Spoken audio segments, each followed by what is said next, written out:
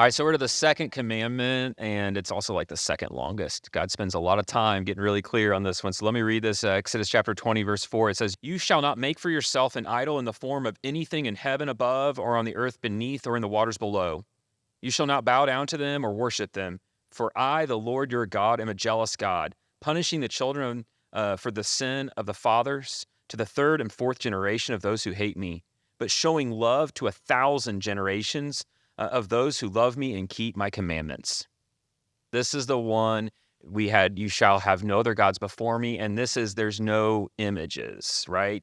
And it's interesting, Sarah, like we live in a culture, like this seems weird, right? Like we don't have images of gods, but we could not live in a day and a time where image was more important than we do right now. Our images matter. And I think about this as what we imagine, the image we imagine, the things we picture in our mind is where we go. It sets our compass for our life. It's what we become. So the things you imagine, be really careful, little minds, what you think about, what you obsess about, because you slowly can become that. And so this one's all about what we worship. So take us in. What's this mean? What's going on in the Bible? Help commandment number 2 make sense. Yeah, it kind of plays off of the first commandment, right? Like, you shall have no other gods before me. And then it goes into not only that, but don't even make an image of the God that you serve. And it goes back again to Exodus that Brandon was talking about the first week of just they are so used to having multiple gods. And there are so many statues and images of these gods because we have this natural inclination to worship things that we can see. It just makes sense to us, Yep. right? Like, if Yeah. we have an image, we're going to worship that image. But I love that this shows that he is a God that can't be contained to one image. Like, he not only is one God, but he's more than that because he can't even be contained to an image. And I picture, or when I was doing this, I was just kind of thinking through Psalm 19, and it says, "The heavens declare the glory of God. The skies proclaim the work of his hands." And I'm like, oh my gosh, the skies proclaim the work of just his hands. Like, we can't even fathom this God that cannot even be contained like to the entire sky.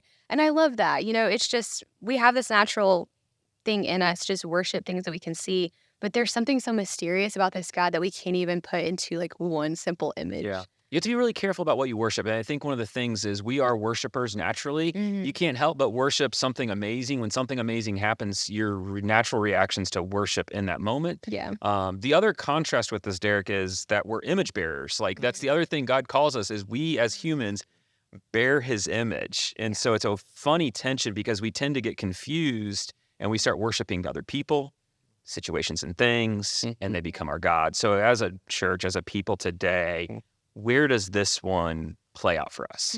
Yeah, I think Brandon had a great line before this that Sarah hit on, is that you can't really put God in a box. You just can't. And I think there are so many things, whether it's TV shows, movies, styles of worship, pastors that we know that we want to put kind of on a pedestal. And again, much like week 1, none of those are bad things in and of themselves.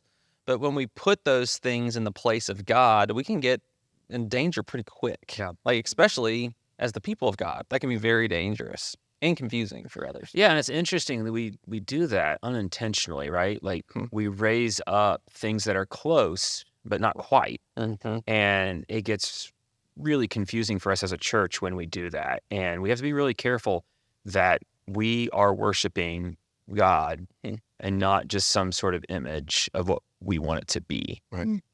Yeah, I think that's kind of the big temptation that we have, right? Is because God is so limitless.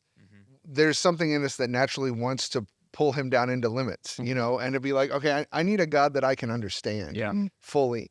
And that's not who he is. And, you talk about exchanging something close to the person for the person. I think we see that all the time. And I can see in my own life, like I'm very, into studying theology and systematic theology and all of that. But I think there's a point where, like, if your theology is boxing God in too much, like you got to be careful of that. Like certainly we want to know what God is like and we want to know who he is. But I think sometimes like systematic structures, like you start to worship the systematic theology rather than worshiping the God behind that.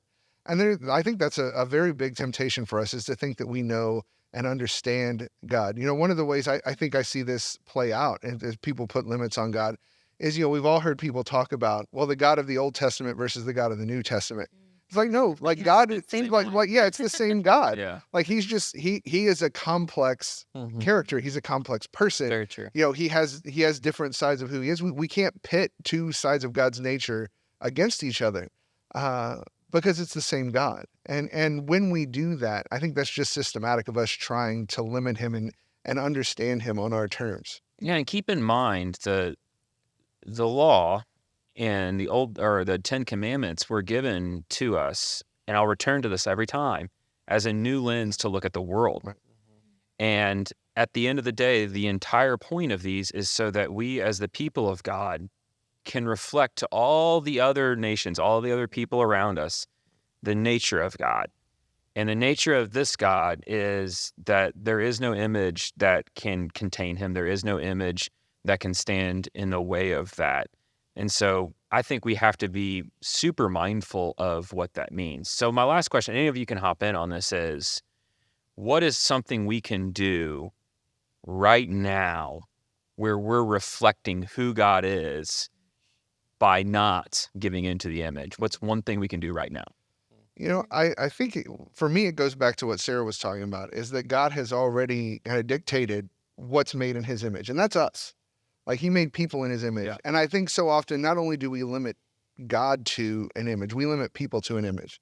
Like we box people in and we try to define them by like either their sin pattern or something they did to us in the past. Yeah. And certainly we want to keep boundaries, right? Sure. But at the same token, Yeah. like when we define people into an image of a moment in time, Yeah. then we have brought them down to where we feel like we can completely understand them and not allow them to grow beyond that. And I think that's the point, because when we start raising other people up because we like the image of them, whatever it is, we forget that each of us are a reflection of who God is and are his image bearers.